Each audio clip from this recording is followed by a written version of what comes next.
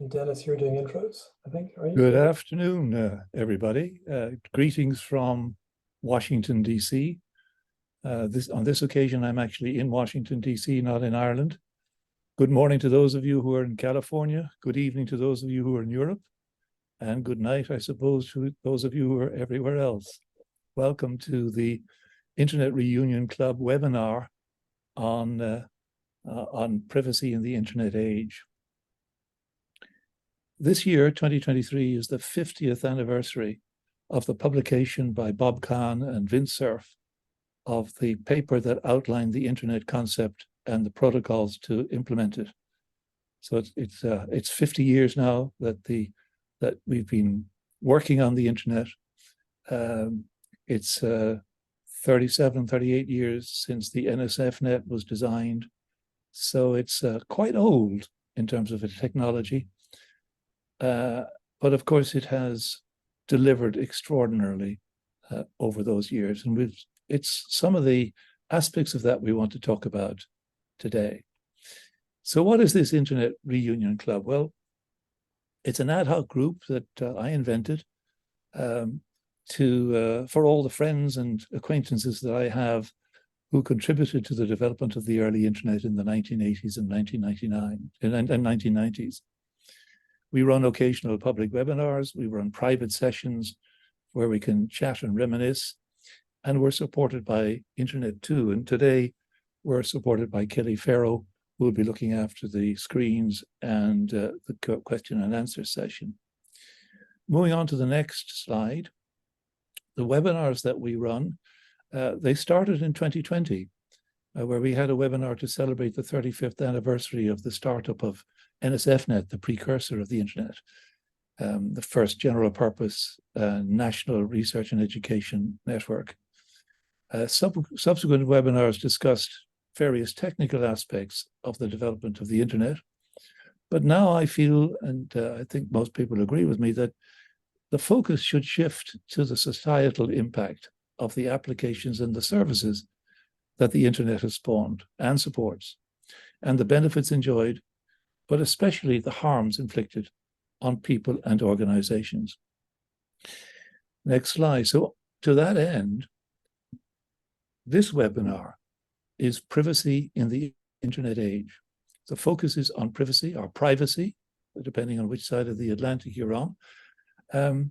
And this webinar is going to, in particular, discuss the real-time bidding world, which behind the scenes is on almost all websites and apps to sell advertising space. This real-time bidding also broadcasts intimate personal data about millions, if not billions, of users, and is a major issue that we're going to focus on today. The talk will also discuss some regulatory actions and potential outcomes. And next slide, Kelly, if you would. Our keynote speaker, is Dr. Johnny Ryan. He's an Irishman, a senior fellow at the Irish Council for Civil Liberties, a senior fellow at the Open Markets Institutes, where he focuses on surveillance, data rights, competition, antitrust, and privacy. He has an extensive experience in Internet policy, and he is currently litigating in various jurisdictions in Europe. He has spoken widely about privacy to the US Senate, to the EU Commission, and to other fora. And he's working on legislation to address some of the issues. So without further ado, I'd like to introduce Dr. Johnny Ryan. But before I do, thank you, Kelly, for this. The talk will take about 35 minutes. And following that, there's a Q&A session. So if you want to ask a question, please type it into the Q&A button and type it in for us. If you want to make a statement followed by a question, please limit yourself to a short statement, because otherwise I'm afraid we'll ignore it. So be terse, make your statement, and ask the question. Johnny, over to you. Yes, thank you very much. That is some impeccable sharing. I'm going to share some slides. So let me share my screen here. Okay, you should see my name. Can everyone see that? Yes. Dennis, yeah, perfect. Okay. So let me just start off by saying I work for an outfit called the Irish Council for Civil Liberties. And as Dennis said, we are actively litigating on some of these issues. But what I want to do in this time I have with you is start off by going back to one of the early pioneers of packet switching and look at some of the maybe most far-sighted things this individual had to say back in the 60s. And then, as Dennis said, I want to show you something today, real-time bidding. And finally, I'm going to ask you to do something about it. So let's start off, not quite at the beginning, but pretty close, at the Rand Corporation in the early 1960s. And the individual you can see in the bottom left of your screens is Paul Baran. Now, you'll be familiar with his famous series of papers in the early 60s on distributed networking. And it's from that series that we get these very, very well-known diagrams of centralized and decentralized networks. But I want to show you two other documents. The first is this one from 1963. This is on the engineer's responsibility in protecting privacy. Baran was a thoughtful man, it seems, and in these papers, we can see his concerns, his considerations of the long-term consequences of the technologies that were at that point imaginable or evolving. So he says, we are burdening engineers, or engineers are burdening themselves with what appear to be small tasks, but actually the small decisions that they make today will set in train things that will be enormously consequential in the future. And Baran was worried about this. In fact, in that paper, he uses this perhaps extraordinary term, the whores of industry.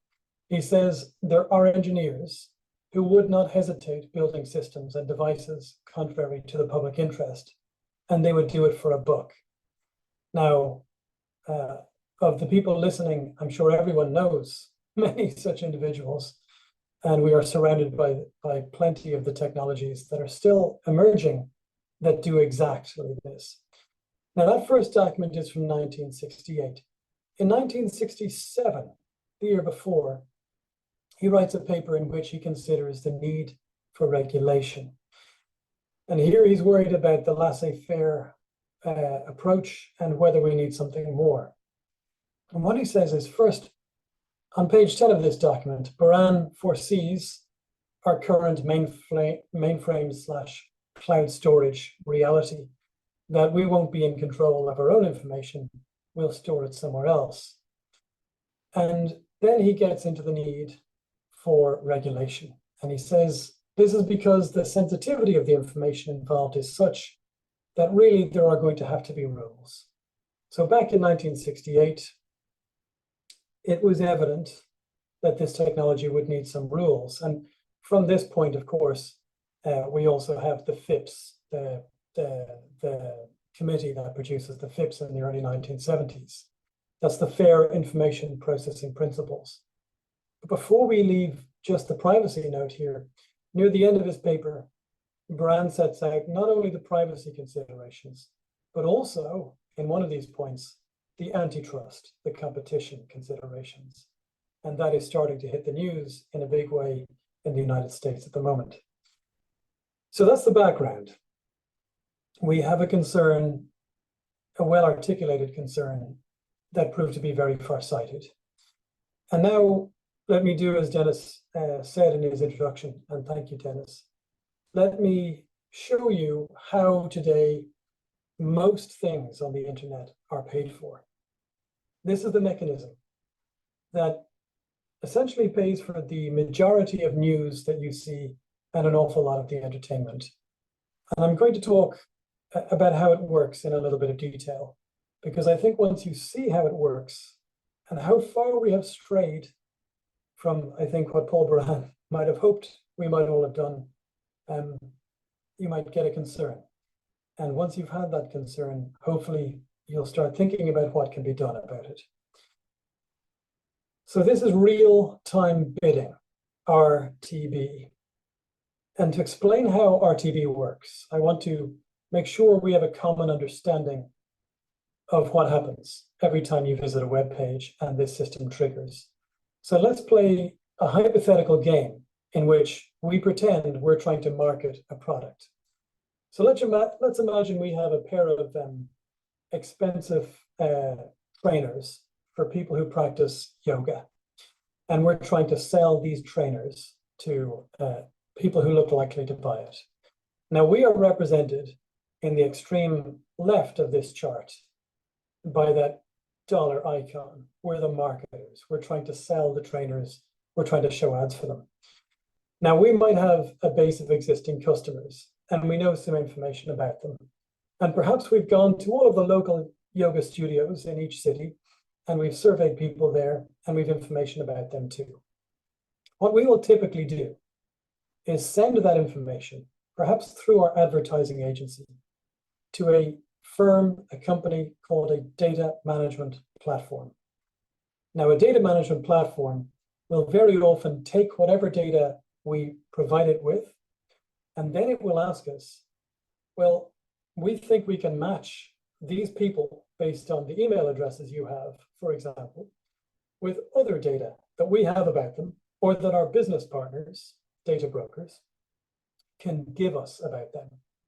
So they will ask us, do we want to get more data about these people? For example, do we want to know their disposable income and other things that are useful for us to know whether they're likely to buy our shoes? We will, of course, say yes. And with all of the data that we have, we are now ready to play in the online advertising system, the one that shows the majority of ads on the internet.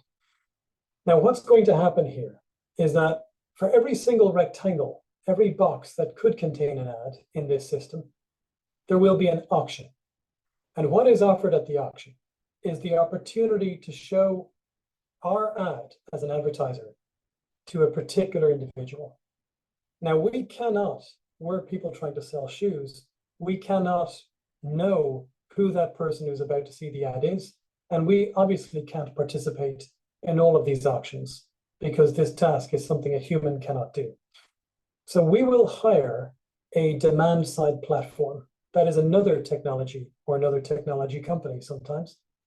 And what it does is it is our representative in these auctions. So our demand side platform needs to know what people we want to show our ads to. And it will request that from our our data management platform. It will request a list of all of the individual people, or it will request a kind of a category, a segment of these people, or even lookalikes, people who have common characteristics. Now, once that has been given to the demand side platform that works for us, we are now ready to start showing ads. So along comes, for example, Caroline, my wife. I'm standing, in fact, I'm sitting in Dublin City in Ireland right now, speaking to you. And Caroline is also with me in Ireland. She loads, for example, the irishtimes.com or the irishindependent.com. These are two popular newspapers here. I used to work for one of them. As she loads the particular page she's reading on Irish Times, perhaps it's about a mental issue or a medical issue that she has, something highly sensitive. As she's loading that page, the page is delivered to her browser, but at the same time, there is at least one empty rectangle that should contain an ad. So the publisher will send out a request for anyone who wants to put their ad into that rectangle. Now, I've euphemistically called this cookie to SSP. What's actually happening is the publisher has another company working for it called a supply side platform. The supply side platform is the counterparty to the demand side platform. Caroline does not realize she's being supplied to a demand simply by reading this page about some sensitive medical issue on the Irish Times or Irish Independent, but indeed she is. And when the publisher gives the information that it has about Caroline, and we'll get into what that information is shortly, that then goes from the supply side platform out into an auction system. It's packaged up as a request for bids. It is trying to solicit bids for the opportunity to put our or any other advertiser's ads in that rectangle that's loading in front of Caroline. Now that bid request goes to at least one auction. Sometimes you have an auction of auctions, and these auctions are called ad exchanges. Each ad exchange sends information about Caroline, probably including where she is right now, either very specific or a little bit fuzzified, but also almost certainly exactly what she's looking at right now and other information about her. And that goes out to tens or hundreds, or conceivably thousands, but probably tens or hundreds of different demand side platforms. Now, because we know that this lady Caroline is exactly the kind of person who will spend a lot of money on our yoga trainer shoe, we will make a high bid for the opportunity to put our ad in that rectangle in front of her. And that's exactly what we do. So our ad is put into the page as she's loading it. It takes about 200 milliseconds. And very often there's an opportunity for what's called a sync, either by using a pixel loaded from a third party or some other means.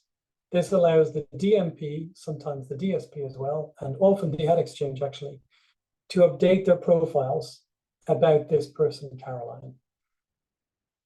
Now, what's interesting is often all of these cogs that I have on the screen are operated by the same company. So it's a strange type of a market. It's not necessarily a very efficient one. Let me show you that another time, but much faster. Caroline goes to the website, the Daily Bugle. The Daily Bugle sends information about her to 4 different ad exchanges. And then each ad exchange sends information about her to 4 different demand side platforms. And the theory is that the right DSP representing the right advertiser will pay the right amount of money to have their ads shown to Caroline, to the right person at the right time. But here's the sting in the tail. We don't know what happens to the data once it leaves the publisher. There are no guarantees, there is no security. And for all we know, these companies keep it for themselves. For all we know, they hand it on to their governments. Many of these companies are not based, if you're an American user, many of these companies are not based in the US, for example. In fact, many are based in China and Russia, again, for example. So let me give you one DSP that we know about quite well. Back in 2018, the French enforcer Kenil went into this company, Vectory. Vectory is a very, very small firm. It had very, very small turnover the year before it was investigated. No one had ever heard about it. I used to work in this industry. I'd never heard of Vectory. Now, what the French investigator found when it examined Vectory was that Vectory had hoovered up 67.7 million people's data simply by sitting in on these ad exchanges, just by receiving bid requests. So it gives you a sense of what's possible here. Now, Vectory actually claims that they dump everything after 12 months and that they only store 30% of their bid requests in any case. So the total number that it received may have been far, far higher. So having said all that, let me take you through a third time what happens when you do something very brave, which is to visit a website on the internet, on the web, and in many cases, when you use a mobile app.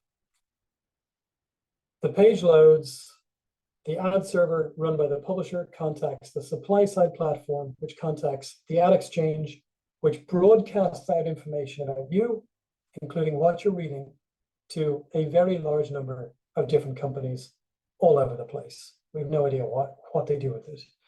Then a whole lot of other things happen to sync your identity so that these people now have an updated profile on you. and then various other boxes appear, which is the logic and mechanism of showing the ad. We don't need to worry about that. Now, I'm conscious there's probably mainly engineers on the call, and maybe you get what I'm showing you. To anyone who doesn't get it, the main impression maybe to take from that chart is that's an awful lot of arrows, and that would be a fair impression. But the question is, what is in those arrows? What is the data that is going out? What would Paul Brand think of this? Well, we don't have to investigate very hard to know what data goes out, because there are only two technical specifications for the payload, for what data can and should be in one of these bid requests. Google operates their own protocol. It's called authorized buyers. It used to be called DoubleClick. And IAB, which is primarily the tracking industry trade body, they also operate a protocol which Google, funnily enough, also uses. So the one used by the most companies is the IAB system. Let's take a look at it now. This is the latest version, AdCom Spec 1. It's part of their OpenRTB protocol. And in the latest version of OpenRTB, this defines what can be in a bid request and what should be. Now, this document is about 14,000 words long, but I'm going to zoom to the end where they give what they call a summary example. In other words, a very small example of a bid request. Now, a bid request could have something like 550 to 600 different types of variables. Many are benign. For example, what are the dimensions of the rectangle that we're looking for an ad for? And can that rectangle allow video to be played in it? This is fine. But let me go step by step through some of the features of this particular bid request example. Now here you're getting the domain name. Often that would be the full URL. It's just in this example it isn't. And just to remind you, full URL can be embarrassingdomain.com/excruciatingly embarrassing category/unbearably compromising article. So you get your URL. You also get very, very unique ID codes about the individual. Here you've got two types. You've got the ID code, which comes from the sending technology firm, and you've also got the buyer UID, and that's probably our code, because we know we want Caroline, right? So we're imagining this is Caroline here. Now we also have this young lady's date of, year of birth and the fact that she's female. We have IP address, mobile device advertising ID, her IP address. Sometimes the IP address is obfuscated slightly, sometimes it isn't. And then we've got the user agent string. So we've got quite a lot of information here. And in this case, we've got her precise location, or at least an inference of it. Now, even if we didn't have those IDs about this person, we would have enough, probably, I would suggest, that over time, having seen constant repeated behavior, we could know we're dealing with the same person. But the ID codes let everyone receiving this resync on this person and update their dossiers about her. As I said, this is not the full extent of what can be in a bid request. And let me give you some of the most astonishing examples that I've found over the last few years. This is a slightly earlier version of the so-called content taxonomy, again from IAB. These are codes that define what is the type of thing that is being looked at by this user right now. And you can see some of these have now been removed, luckily, but they're still in the wild, still being used by industry. And you can see remarkable things here, like the code for incest/sexual abuse support. In other words, for victims of sexual violence. And this is being broadcast out to very large numbers of parties. Now, the reason it's being broadcast is ostensibly that you may not want to, for example, show an alcoholic an ad for beer. That might be insensitive. So the logic goes, we should know about this person's darkest secrets to avoid showing them the wrong thing. But it has been widely shown that gambling addicts are regularly served a healthy diet of gambling ads, for example, to pull them back in. So the logic is very poor, but in any case, it's an astonishing trampling of people's right to privacy. Now, the question is, what happens to these very sensitive data? Well, what the industry says in its own documents, right? This is a public document, you'll find it on GitHub. The title is at the bottom of the screen. Thousands of companies may receive data from a single ad being auctioned. Now, that would be unusual that thousands would, but it's at least theoretically possible. So we're probably talking about hundreds in general. And there is no technical way to limit what those companies do once they receive the data. So it's very, very clear that we have a problem. And the next question is, what is the scale of the problem? Before I get onto that, my timer is pausing every now and again. So Dennis, would you tell me if you can hear me loud and clear, or is there a stutter? Perfectly clear. Thank you. Amazing. Okay. I'm having a few technical problems as we speak. For the last half hour, I've been plagued. Okay, so what's the scale of this problem? Well, it's not small, but before I show it to you, let me just remind you of the process. You visit, you're on a website or app, you do something, or you load a new page on a website that you're on, and a broadcast of very sensitive things about you occurs. Let's take a look at one of these auctions, one of these ad exchanges. There are many, but this is, I'm showing you a document from Microsoft's ad exchange. It's called Xandr. What we're scrolling through is a document that lists all of the companies that are allowed to receive bid request data from Xandr. This document is about 1.5 years old. Maybe it's changed slightly, maybe it hasn't. But we're scrolling through, and I won't scroll through it all, 156 pages. There are 1,647 companies on this list, including companies in Russia and China. And Google is not only no better, it's actually worse. In the US, Google's list has over 4,600 companies last time I checked. So what we're talking about is a huge data breach. And we obtained industry figures which don't include Amazon's RTV business or Facebook Meta's. So there's a big undercount here, but this is industry data on the scale of the data breach every day. In different US states, we're talking about billions. How many billions is the question that separates different states? The daily average per person in the United States is 747 of these real-time bidding broadcasts every day. It differs by US state, but it's around about 7,500. Now, what that means is that everyone you've ever known, everyone you will ever meet, everybody almost certainly has been profiled by this system. And the question arises, presumably in your mind, what did these profiles look like? What was Paul Baran so worried about? What were those people who worked on the FIPS back in the 70s, who were consumed by anxiety about the marrying of magnetic tape, social security numbers, medical records, and credit ratings? What were they worried about so many decades ago? Well, now we know because we have this document and many others. This is how the tracking industry celebrated May 2018. It's a very significant month because it's the month that Europe's most famous law, the General Data Protection Regulation, was finally applied. Now, what you're looking at is the top of an Excel sheet that is a Rosetta Stone for the data broking industry. If Dennis had a company that had built up hundreds of thousands of profiles about people, and I also had such a company, and we wanted to trade data, it would be useful for us to have common codes for the different characteristics of each person. So these are the codes.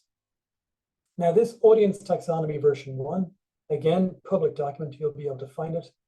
After I exposed this, they produced a slightly less egregious document, only slightly, and that they promote on their website now.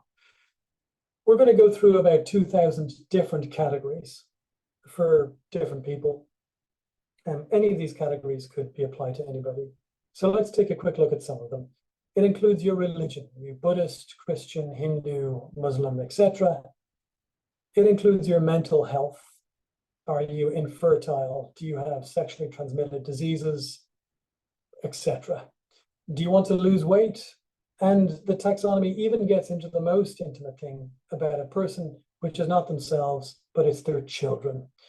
If you have a child who has special needs, then the tracking industry, IAB, says the code for that aspect of your life is 357.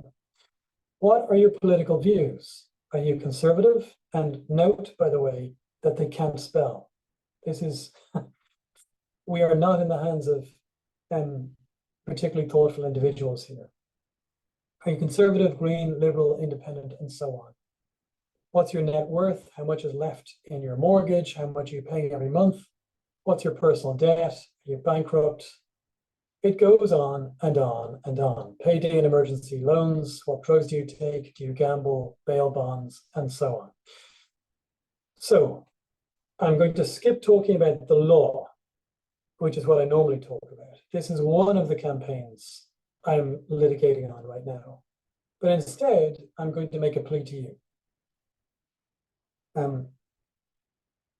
This group, the Internet Reunion Club, is the people who I wrote a book about 15 years ago, the pioneers of the technology that shaped our world. And that history I found myself writing was inescapably utopian and optimistic. But I find myself looking at where we have ended up and thinking, would any sensible person look at where we are? I don't mean the positives. I mean, look at these particular problems like real-time bidding and have any comfort that the next generation will have elections that are free and fair, that non-state or foreign adversaries can't profile everyone and manipulate them. You can argue about whether it happened in the past, but you can know that it will happen in the future. For one side or the other, it will happen. And the next question is, when your children or your grandchildren are applying for their next dream job, will the AI system that decides whether to shortlist them to be even seen by a human, will that system look at them and say, you know what, based on what we know about this person's online behavior from 6 months ago, we're not going to shortlist them. So there's a dystopia beckoning. And RTB is it's only one example, but it's such a flagrant data breach that it strikes me as peculiar that we have not seen the pioneers step up and say anything about it. Now, it may be that this is the first time anyone has heard about it. That would surprise me. And there is something missing from the discussion. I've lobbied in the US, I've lobbied in Europe, I've lobbied in Africa for protections. And I have never seen any, and I would love to be proved wrong, I have never seen any pioneers involved in any of these discussions unless they're working for the bad guys. So on that note, I would invite you, please, to consider this RTB problem. And it's just a first problem, there are many more. And have a think about whether this thing that collectively you have built is moving in the right direction. And if you would consider lending your enormous moral authority, which you do have over this technology, to the cause of fixing the problems that we now face. Dennis, I'll stop sharing my screen out and maybe we can have some questions. Johnny, thank you very much indeed. That's disturbing in the extreme, what you have outlined to us. I think we have a number of questions come in. Kelly, can I ask you, starting from the top, do we have any questions or comments that you think are suitable to be read out loud? Yes. There is one. How much of this information is omitted if the user uses a private browser window or something like DuckDuckGo?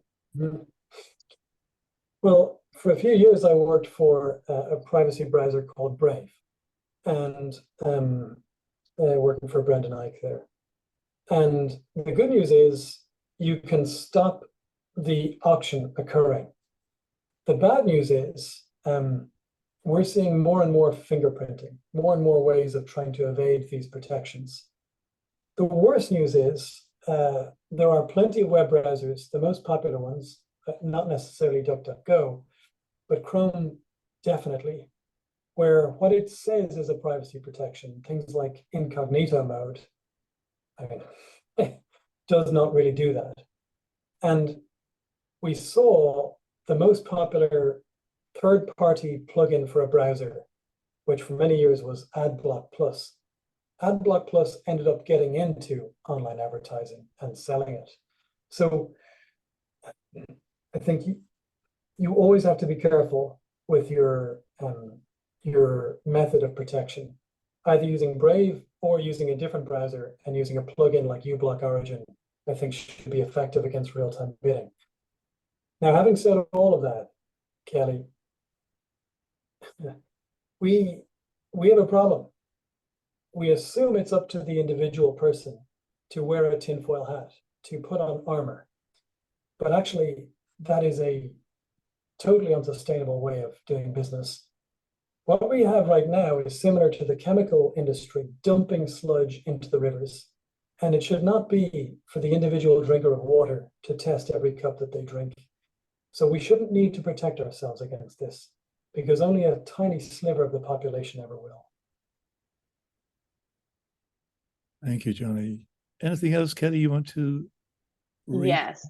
There is, when you enter your financial information in one of the many calculators out there to determine whether a product or service is a fit for you, is that information also saved and swapped or sold?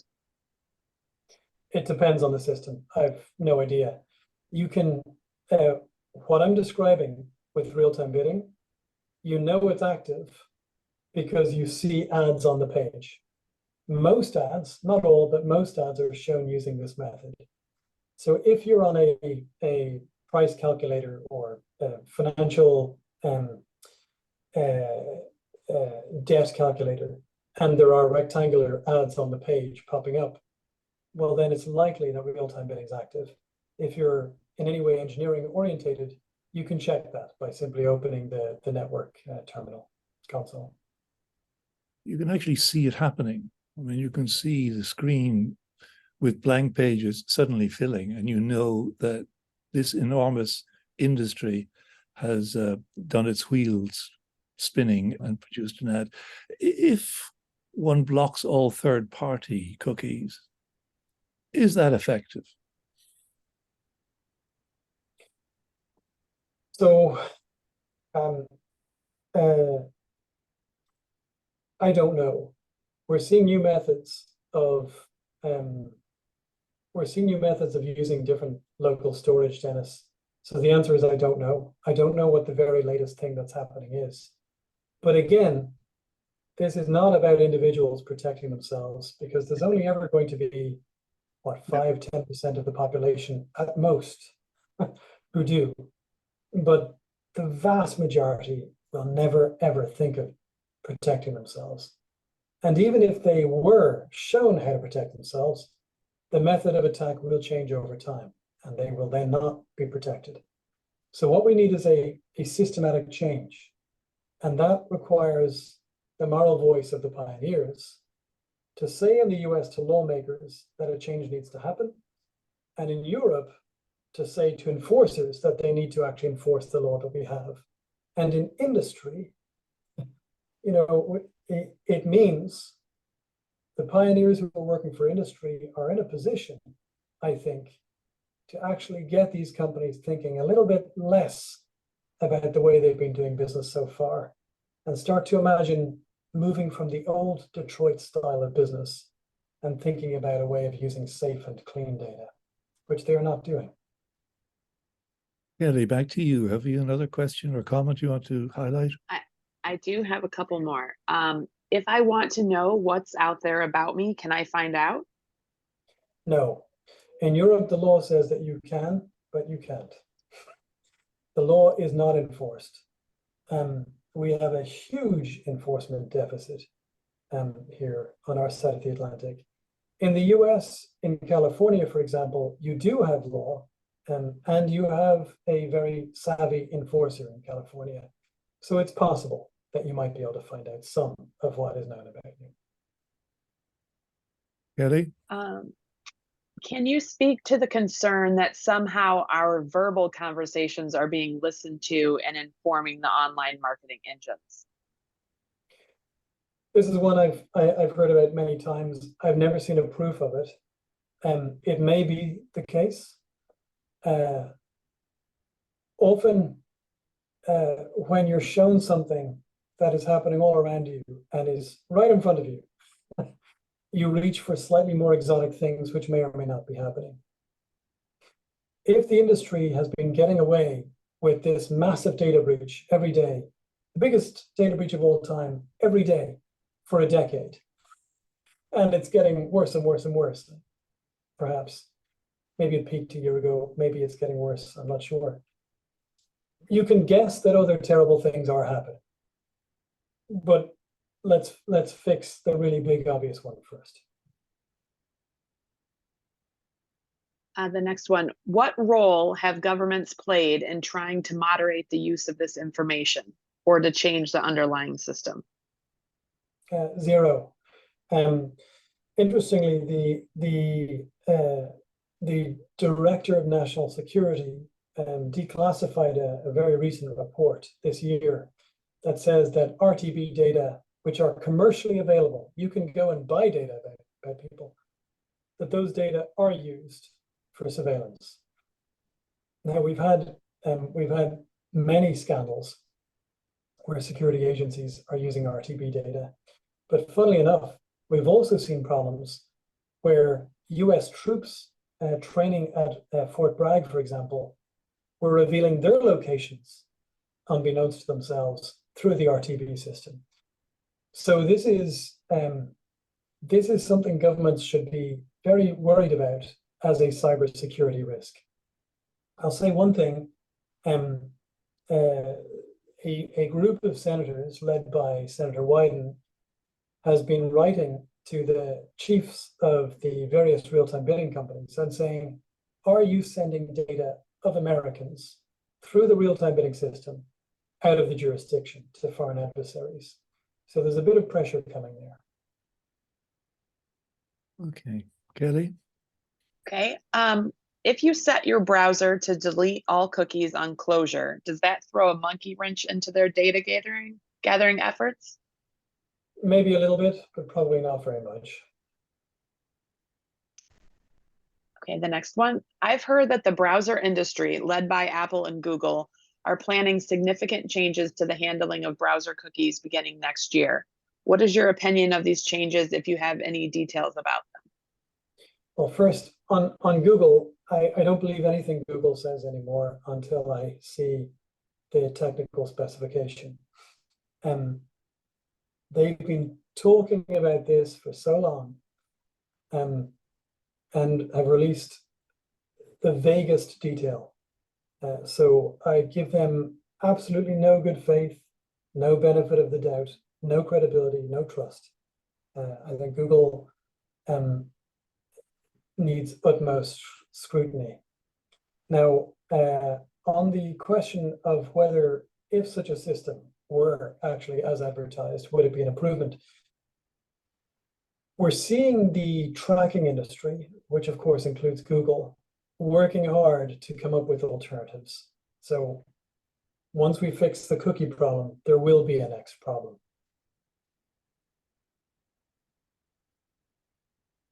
I've Go heard ahead, Dennis. Yeah. I saw a video of the chief executive of Oracle, about 10 years old, I think, boasting, I think it was an internal sales meeting, that at that time they had accumulated very detailed records of 4 billion people. And that, this was the chief executive himself. So I assume it was true. It didn't look like a fake to me. And that they sell that data to anybody. Is that remotely true? Yeah, absolutely. Oracle is an enormous data broker, and that in that speech, you may remember he's giggling and saying, "Oh, the lawyers in the front row are getting very worried," and then he kept speaking. And in fact, that quote is in a piece of litigation against Oracle in Northern California that's being taken by it's a class action. So that is definitely true. Now, Oracle certainly uses real-time bidding as a source, but it has many other sources too. That's what data brokers do. Real-time bidding gives you a huge volume of data. It's not always the most accurate data, but it's pretty useful. Let me give you an example of what it can be good for. I remember reading in a trade publication that the head of another data broker called Mobile Walla was writing how you could geofence a temple, and over several months, you could see how often the same person would attend that temple. And by doing that, you would not just know that they're religious, you'd be able to say how religious they were. So it gives you an example of how useful RTB data is, but it's not the only data out there. Oracle has its hands on just about everything. Extraordinary. Kelly. Yes. Does the Brave browser limit some of these harms? Yeah, it certainly does. I use Brave, and as I said, I used to work there. It has, at least at the time I was there, it had a large team of engineers who were dedicated to finding the latest attack and trying to defend against it. So supposing that the world of the internet pioneers and others were to express their appropriate outrage, appropriate in my mind, outrage, what effect is that likely to have? This problem that we have is, it's a little bit like The Inconvenient Truth, which was a beautiful line from Al Gore. We know these things are happening, but it is easy enough for a busy legislator to not be particularly concerned. Now, there are several bills in the US that may not be going anywhere and need a push. So there are lobbying efforts that could be given useful momentum. They need, glamour might seem like a strange word, but the generation that built these technologies, we won't have them with us forever. And they have an untapped moral authority and a kind of a glamour that simply hasn't been applied. I think that would be enormously useful in the United States. In Europe, I think the pressure point is the European Commission. The European Commission has the job of making sure that countries enforce European law. And the main bottleneck for enforcement against these things at the moment is actually my own country, Ireland. We have an enforcer here that is very lethargic. So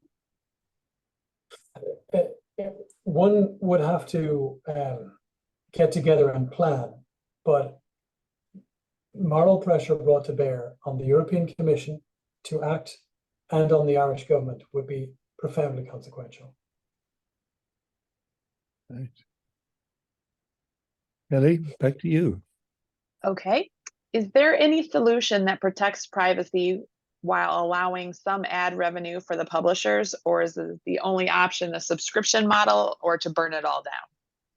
No, I'm very sensitive to that question. I used to work for a publisher for quite a few years.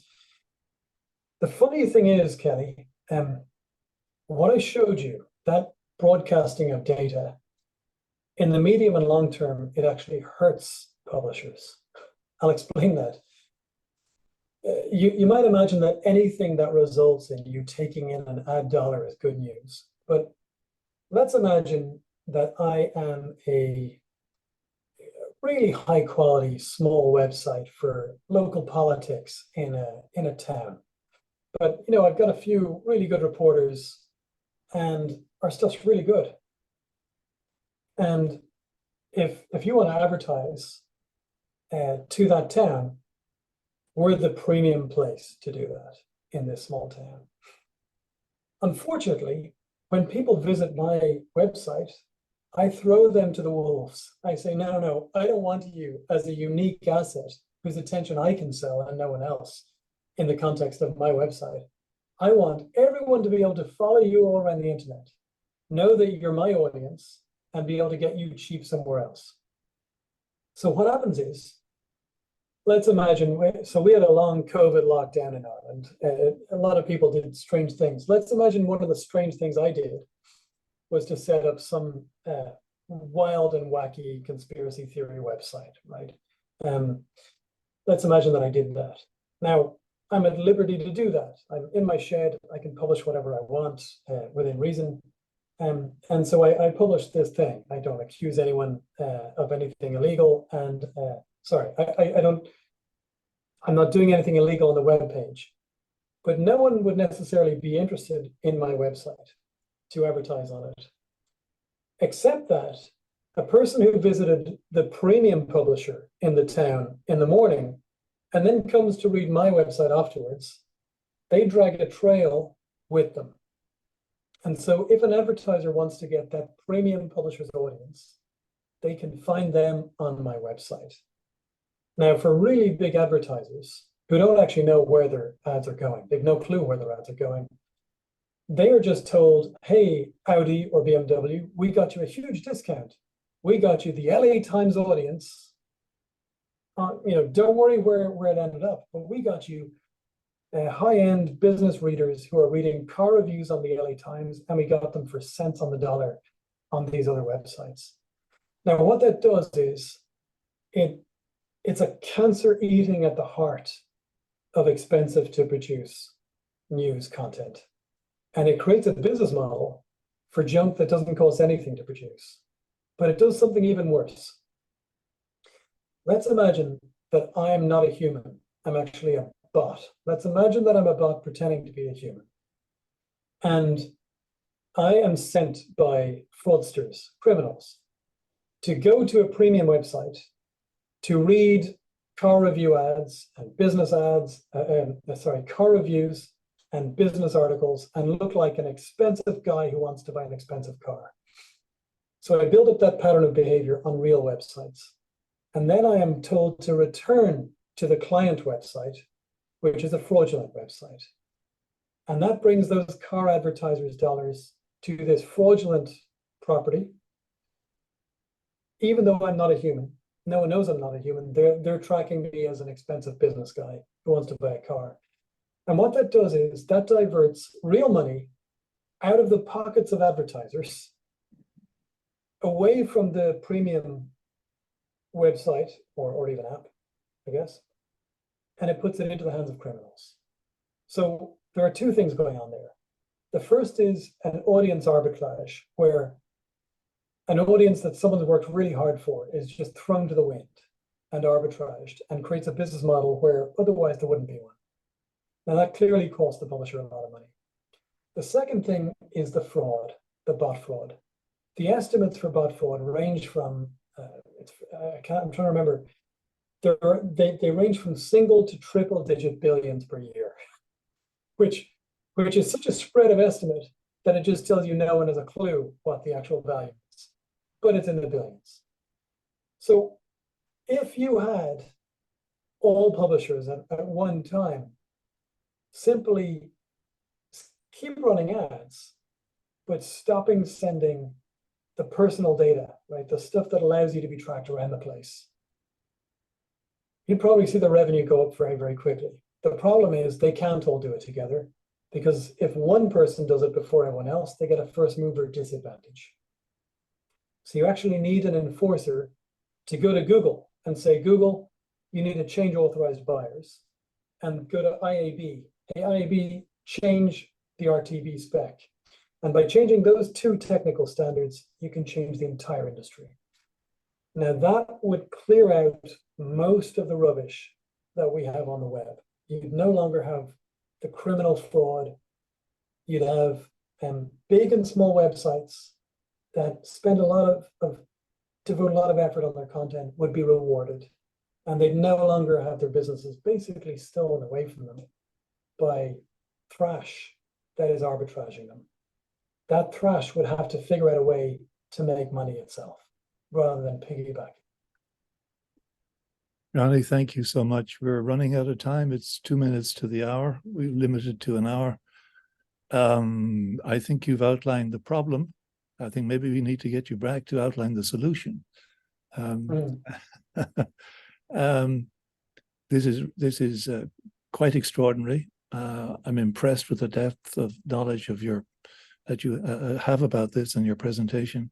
I'm always astonished that publishers have these third-party advertisements that they have no control over. And the reputational damage must be, in some cases, quite appalling. And I just wonder why publishers are not made responsible for the content of all ads that are presented. But maybe that's a discussion, or the start of another discussion for another day. Thank you very much indeed. And everybody on the webinar, I think we could go on for a long time, but we've run out of time. Thank you for attending. And we'll have another webinar one of these days, perhaps in about 6 months' time, where we might look at another societal impact of the internet, or rather of the applications and services that are on the internet, because it's not the internet that causes the problem. It's what people do with it. Thank you and good day.